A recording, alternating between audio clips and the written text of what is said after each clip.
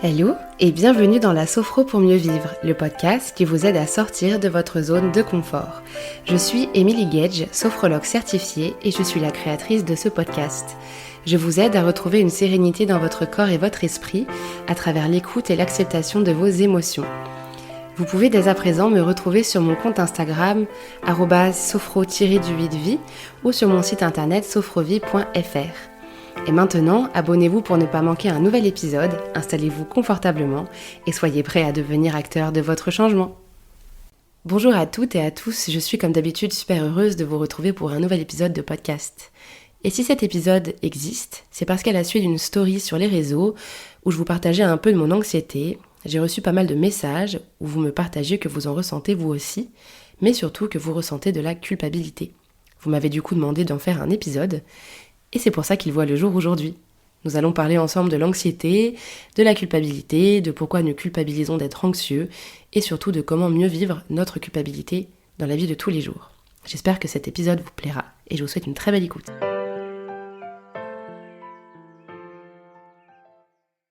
Pour commencer, il faut d'abord comprendre la différence entre le stress et l'anxiété pour pouvoir définir correctement l'anxiété. Commençons par le stress. Le stress, c'est un peu comme une relation de cause à effet. Quelque chose se produit dans l'environnement et génère du stress. C'est-à-dire que, par exemple, de manière très simple, on change d'une pièce à une autre, donc on change d'un environnement à un autre, le salon à la cuisine par exemple. En fonction de la pièce, de ce qui se passe dans chaque pièce, un état émotionnel peut changer. Par exemple, si on suppose que dans le salon, tout est calme et que dans la cuisine, il y a du monde, notre émotion va changer, notre état émotionnel va changer du salon à la cuisine. C'est ça le stress, c'est quand il y a un changement d'état émotionnel lié à un événement qui produit du stress. On pourrait par exemple donner comme exemple, comme d'autres exemples, le passage à un examen, le fait de, avant l'examen on va plutôt bien et pendant on est stressé, ou en fonction de certaines personnes, le stress est différent en fonction des situations, ou si on rate le métro, fait qu'on est en retard à un rendez-vous.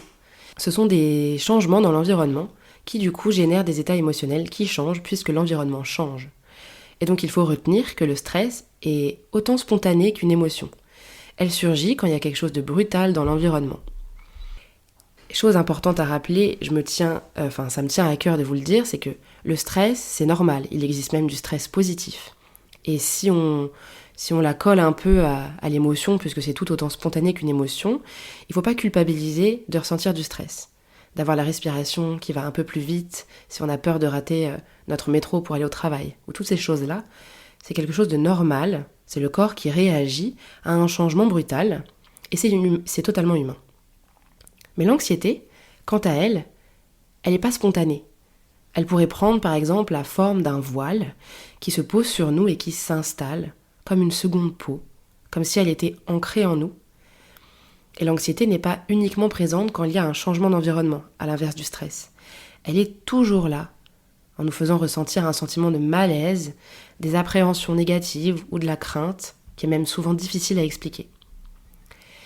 Et comme je vous disais tout à l'heure, là où le stress ressemble davantage à une émotion totalement humaine et normale à ressentir, parce qu'elle est spontanée et passagère, une personne qui est anxieuse, elle, est fatiguée, irritable, a du mal à se concentrer et se sent incapable de contrôler les situations qui se présentent à elle. Et lorsqu'il y a une perte de contrôle, il peut y avoir un profond sentiment de culpabilité. En ce sens, on pourrait du coup se demander qu'est-ce que la culpabilité ?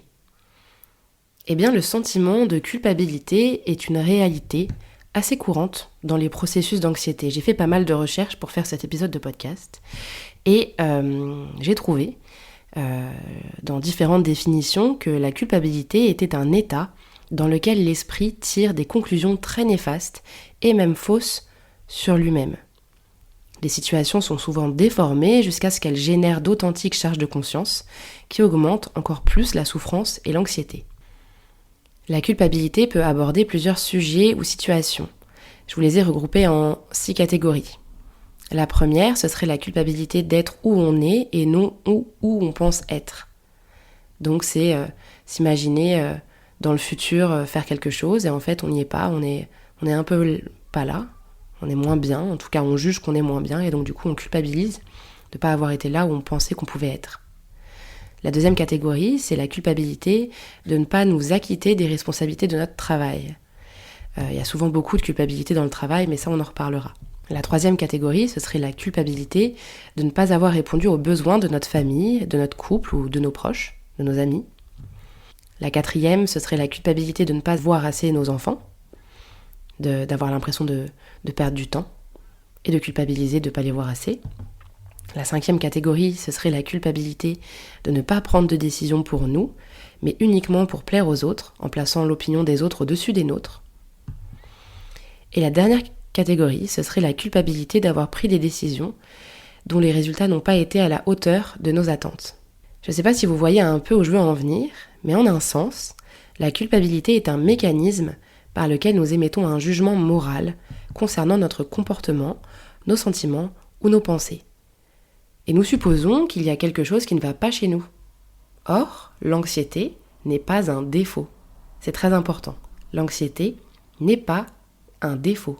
C'est une condition psychologique que nous pouvons et devons gérer en nous engageant envers nous-mêmes. Par exemple, je suis anxieuse, je perds le contrôle, comme expliqué plus haut, ce qui fait que j'arrive pas à faire grand-chose parce que je me dévalorise et je pense du mal de moi. Je n'arrive pas à faire ce que j'avais prévu, donc je culpabilise. La culpabilité va s'installer si je commence à juger mon comportement. Donc le fait de ne rien avoir réussi à faire à cause de mon anxiété.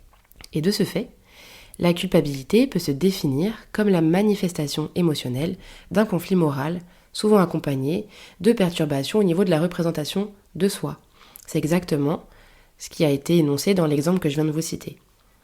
Je suis quelqu'un d'anxieuse et je me dévalorise. J'ai une image de moi qui est faussée, une mauvaise représentation. Il y a des perturbations au niveau de comment je me perçois.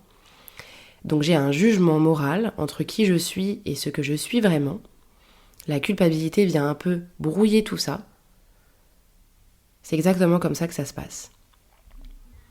Je vous fais une petite précision d'ailleurs, parce que voilà, c'est là où vient la notion de travail. Une note très importante. La culpabilité, souvent, elle peut être, pas tout le temps, mais elle est souvent d'ordre privé ou professionnel. Et quand il y a de la culpabilité au travail, c'est une jolie parenthèse parce que c'est vraiment important d'en parler. Donc par exemple, un sentiment d'être coupable, de ne pas faire assez d'heures supplémentaires ou de ne pas faire davantage de missions ou toutes ces choses-là, il faut veiller à ne pas développer une forme de burn-out qui pourrait avoir du coup des conséquences sur notre santé mentale et ou physique. Et souvent la culpabilité, c'est avant le burn-out. Donc c'est très important de comprendre les mécanismes de la culpabilité. Parce qu'elle se nourrit de l'inquiétude, la culpabilité. Plus on s'inquiète, plus on culpabilise. Donc que ce soit dans le travail ou dans l'ordre privé, au niveau des proches et de tout ce qui nous entoure finalement. Et donc du coup, il faut essayer d'arrêter d'agir en tant que juge de nous-mêmes, entre guillemets, et juger nos comportements. Parce que se juger, c'est aussi se punir, et ça renforce l'anxiété. Et j'espère que vous avez bien compris le mécanisme de la culpabilité et la différence entre le stress et l'anxiété. Si c'est le cas, c'est parfait. On va pouvoir commencer à comprendre comment mieux vivre notre culpabilité. Mais juste avant, petit aparté, parce que si vous avez bien compris tout ça, vous pouvez du coup comprendre ce qu'il faut faire maintenant. J'espère que vous voyez ce que je veux dire par là. Il faut commencer à se traiter avec gentillesse. Du coup, ça peut être intéressant d'aller voir un professionnel de santé, de médecine alternative, hypnose, sophro, ce que vous voulez, ou le faire soi-même aussi, pour renforcer l'estime de soi, la prise de confiance, l'affirmation de soi, afin de pouvoir solidifier la représentation qu'on a de nous-mêmes. Et si on a une meilleure représentation de nous, on a moins de culpabilité parce qu'on a moins de jugements moraux envers nous-mêmes. Donc c'est un cercle vertueux finalement. Et pour finir cet épisode sur une jolie note positive, comment faire pour mieux vivre notre culpabilité ? Eh bien, pour mieux vivre votre culpabilité, il faut commencer par prendre en compte ce sentiment. Et oui, la culpabilité que vous pouvez ressentir, elle vous envoie un message dans le but de comprendre la cohérence entre vos jugements moraux et vos émotions. À chaque fois que vous ressentez de la culpabilité, vous êtes invité à vous demander quels aspects de votre comportement entrent en conflit avec vos valeurs. Je vous laisse un petit peu de temps pour l'intégrer. À chaque fois que vous ressentez de la culpabilité, vous êtes invité à vous demander quels aspects de votre comportement entrent en conflit avec vos valeurs. Et pourquoi faire ça ? Parce que l'intérêt est de pouvoir repenser votre manière de fonctionner. C'est donc essentiel de reconnaître vos émotions et de savoir comment les maîtriser pour ne pas se laisser envahir par la culpabilité qui construit ou reconstruit votre sens moral. Donc pour résumer, il faut essayer de comprendre l'origine de votre culpabilité. Vous laissez le droit d'exercer votre liberté de conscience, d'apprendre à mieux vivre votre émotion, à vous recentrer sur vous-même, à apprendre à déconstruire vos croyances. Et comme vous le savez sûrement, j'ai 2 casquettes, la sophrologie et l'hypnose. Si vous souhaitez vous faire accompagner à travers la sophrologie ou l'hypnose, sachez que la sophrologie peut vous être utile pour vous accompagner dans vos prises de conscience et l'acceptation de vos émotions, et l'hypnose peut vous aider à déconstruire vos croyances, comprendre mieux vos mécanismes et vos comportements liés à l'anxiété et à la culpabilité. Et j'ai envie de finir, c'est pas de mon habitude, mais en faisant mes recherches, je suis tombée sur une jolie citation qui, pour moi, finirait correctement cet épisode. C'est une chouette citation d'Oscar Wilde qui dit que l'un des pires cauchemars de la vie est de souffrir à cause de ses propres fautes. Donc libérons-nous de ce fardeau qui, dans de nombreux cas, alimente nos processus anxieux. Je vous remercie d'avoir écouté cet épisode jusqu'à la fin. Si vous souhaitez en savoir plus sur la sortie de zone de confort ou si vous souhaitez pratiquer la sophrologie pour vous aider dans votre quotidien, vous pouvez me contacter sur Instagram sous le nom de sophro-vie ou sur mon site internet sophrovie.fr. N'hésitez pas à mettre un petit avis ou 5 étoiles sur Apple Podcast ou à vous abonner. Vous savez à quel point c'est super important et en plus cela me permet de savoir si effectivement ce podcast vous plaît. Je vous dis à dans 2 semaines et jusque là, prenez soin de vous.